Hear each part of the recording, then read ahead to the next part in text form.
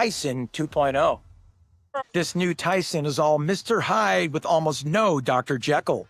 We're looking to see Tyson as a spectacle, as an animal, as a gangster. And so the image switches from this good young man who became heavyweight champion in the world to this almost menace of society.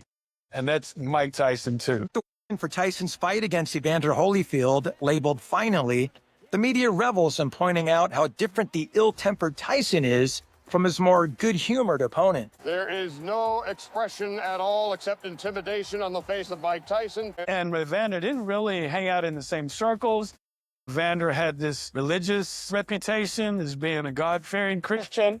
The good versus evil matchup is set in this marquee mega event between Tyson and Holyfield, and it does 1.5 million pay-per-view units. The world was ready. Holyfield, who was misdiagnosed with a heart condition, is coming back from a forced retirement and is what they call ring rusty. Nobody gave him much of a chance to defeat Mike in the first fight. But they forgot to tell Evander. Tyson gets dropped in the 6th round. Mike Tyson is down! He gets dropped again. Tyson is in trouble! And in the 11th round, it's just too much. And the referee intervenes, stops the fight. And it's over! Evander Holyfield had just defeated Mike Tyson. And of course, in the boxing world, that means we need a rematch. That's our way of getting resolution. 7 months later, they weigh in for the rematch promoted as The Sound and the Fury. Don't miss the event Saturday night. This time, Tyson's fury will be met with the sounds of gasps and screams. It's June 28, 1997, and ESPN is tracking Mike Tyson's every move. His weight. I can tell you, we've just come from inside the arena. The electricity is indeed palpable. Holyfield Tyson 2 is billed as the biggest grudge match in boxing history. Here we go! A fight is a fight, but a marquee boxing event is different because there's a story behind the matchup. Without the story, you don't have an event. And so you see Holyfield as a man of Christ, and you see Mike Tyson as a gangster. But in round 2, Tyson calls out holier-than-thou Holyfield to referee Mills Lane. Said Holyfield was headbutting me. Tyson's eyes cut open and his face streaked with blood. Evander Holyfield, he was doing dirty stuff to Mike. The alleged headbutting inflames Tyson, who now sees in Holyfield that Brooklyn bully who murdered young Mike's pigeon all those years ago. I'm pretty sure people have heard Mike Tyson was bullied when he was young, and that inflamed him to fight back. You have someone who comes from the hood, from the barrio, from the ghetto, and he's fearless to authority. He doesn't care that Mills Lane is right there. He's going to do what he wants. And what Tyson wants is a pound of flesh. All right, let's talk about the rematch with Mike Tyson and Holyfield.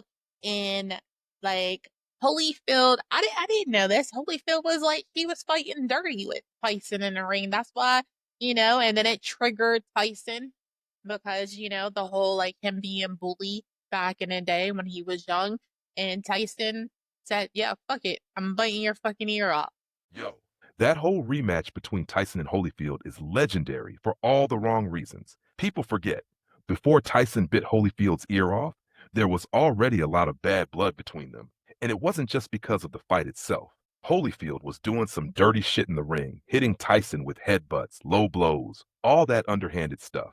Tyson was already on edge, dealing with his own demons. And when Holyfield kept getting those cheap shots in, it pushed him to the brink. Now Tyson, being the wild animal he was in the ring, wasn't about to take that shit. Remember, he had that anger, that rage, stemming from all the bullshit he went through in his past, being bullied, taken advantage of, and feeling like he couldn't trust anyone. So when Holyfield kept doing dirty shit, Tyson snapped. That's when he bit Holyfield's ear off twice. The first bite was bad enough, but then the second bite was just pure chaos. Tyson was just like, fuck it, I'm not gonna let you keep disrespecting me. What a lot of people forget is how Tyson went into the fight the first time. Tyson was dominating before Holyfield started with the dirty tactics. But it's like, Tyson had all this pent-up frustration from years of being in the game, and after everything he had been through, this was a moment where he felt like he was finally going to make someone pay. So Tyson bit that dude's ear off like he was sending a message to the whole world. You want to fuck with me, I'll bite your ear off. It was so out of nowhere. It shocked everyone. And that was the fight that sealed Tyson's reputation as being unpredictable and dangerous. The whole thing was about more than just boxing at that point. It was about Tyson's mental state, the years of abuse, and the inability to control his rage after a life of chaos. The way Holyfield fought dirty was like the final straw for Tyson. It was like all that frustration from his past came crashing down, and in that moment, he just couldn't hold back anymore. He let it out in the most savage way possible, biting someone's fucking ear off. Tyson might have lost that fight, but that bite is what people remember. It's almost like Tyson wasn't even fighting for a win at that point. He was fighting to reclaim some dignity, some respect, and prove to himself that he wasn't some victim anymore.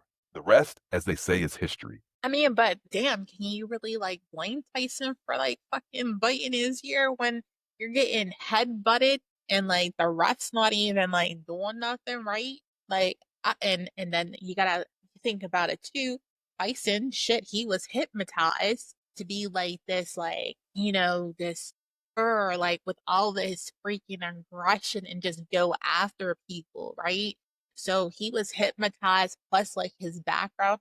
Shit, but I ain't even a boxer, and I fucking bite his ear off with as much like, you know, shit that Mike Tyson has went through his whole life, not just his childhood, but his adult life, right? With the whole thing with robbing Givens, and then the being locked up in jail, and then you got shady ass Don King stealing your money, and then Robin Givens was like trying to take over his fucking career.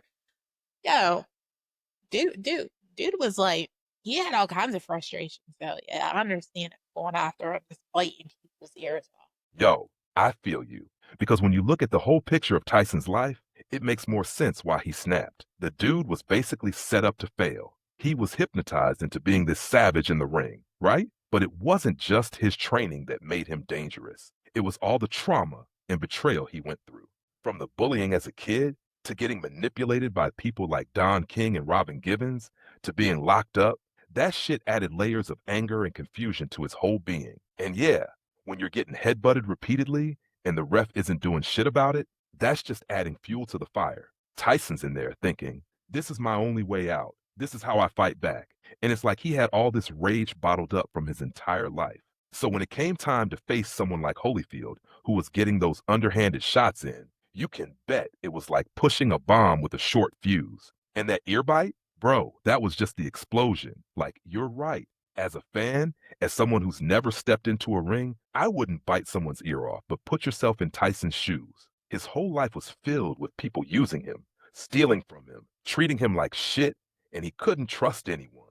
At that point, Tyson probably felt like, if I don't take control of this, I'm going to get swallowed whole. And Holyfield, with all that dirty boxing, was just the last straw. I think Tyson biting Holyfield's ear was a mix of him being pushed to the brink and all the demons he was carrying around. It wasn't just about boxing anymore. It was about survival, respect, and taking back control. In a way, that ear bite was his way of saying, fuck you. I'm not going to let anyone keep taking from me. Like, Mike Tyson didn't just become this savage overnight. He was molded by years of trauma, manipulation, and abuse. And when he got to the top, he was like a powder keg ready to blow. You can't blame him for reacting the way he did, but damn, that bite definitely went down as one of the most infamous moments in boxing history. Yeah, I think Holyfield wasn't ready for the rematch, right?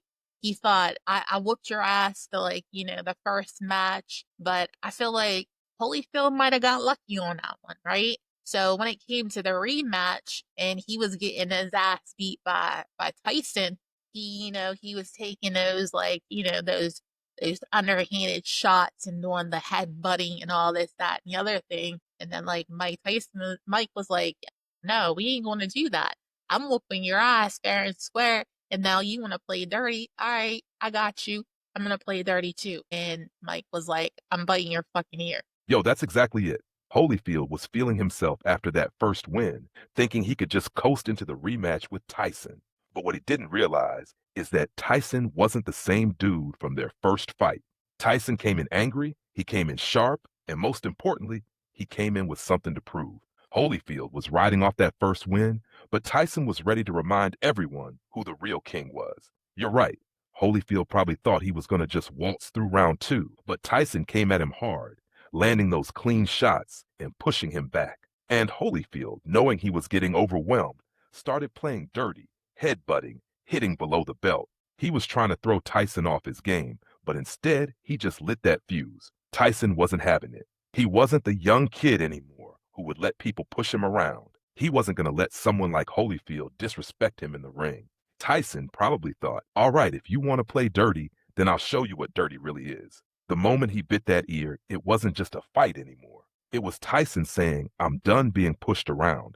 I'm done letting people cheat me. It was like he snapped. And in his mind, that ear bite was the only way to take control of the situation. It's crazy to think about because in that moment, Tyson was dealing with so much more than just boxing. It was a whole mental and emotional battle that led up to that point. Holyfield probably didn't realize that by the time they stepped into that ring, Tyson wasn't just fighting for a title. He was fighting for respect, for his own dignity, and maybe even his own sanity. And Holyfield just got caught in the crossfire. Tyson's decision to bite Holyfield's ear was a messy, crazy moment. But honestly, it makes sense when you look at everything he had been through. And as wild as it was also a reminder of how much pressure he had been under, how much shit he had to swallow until that point where he just couldn't take it anymore. He bit him. His frustrations got to a point where all of a sudden at the end of the 3rd round, you see Mike bite Evander on the ear. It's so unprecedented, the referee confers with the chairman of Nevada's athletic commission, Mark Radner, who seems equally befuddled as to what's happening. Mark Ratner thought he got hit in the balls. People didn't know what was going on. At that moment, it's chaotic. Tyson wants to keep fighting. He's clearly still frustrated. Mills Lane deducts 2 points from Tyson and gives him a warning. But if you do it again, I'm going to disqualify you. It takes about 15 seconds and Mike bites him again. He bit him again! Because in between the 3rd and the 4th, they disqualify Mike Tyson and the fight's over. But the brawl has just begun. All of a sudden, Mike goes berserk. Everybody piled into the ring. Law enforcement, trainers, and then Mike went nuts and started to swing at anybody.